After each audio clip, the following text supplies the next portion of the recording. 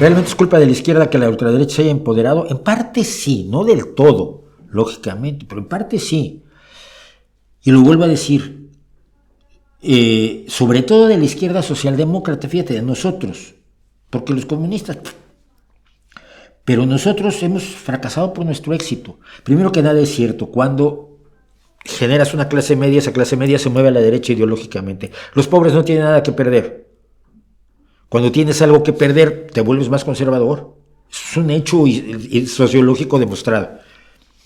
Y por otro lado, en la izquierda socialdemócrata hemos abandonado a ciertos sectores que ni nos daban tanta potencia política ni eran tan fáciles de resolver sus asuntos como los de otros. Me refiero fundamentalmente al campo. Y es en el campo donde se han generado movimientos de derecha, como los chalecos amarillos en Francia, etc., ¿no? El propio movimiento de agricultores ahora en España.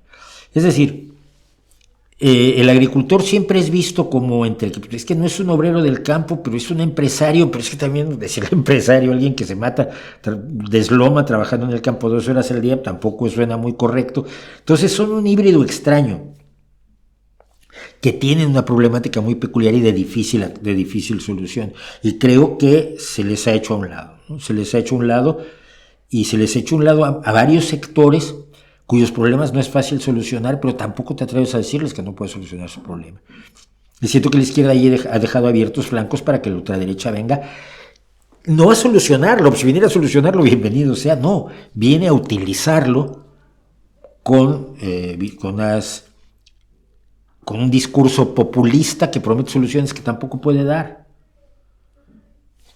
Pero sí, creo que la izquierda ha sido víctima, en parte de la izquierda socialdemócrata europea, ha sido en parte víctima de su éxito y tiene que reaccionar. Yo espero que reaccione, porque si no se le deja abierta la puerta a la derecha, a la ultraderecha, eso es lo peor.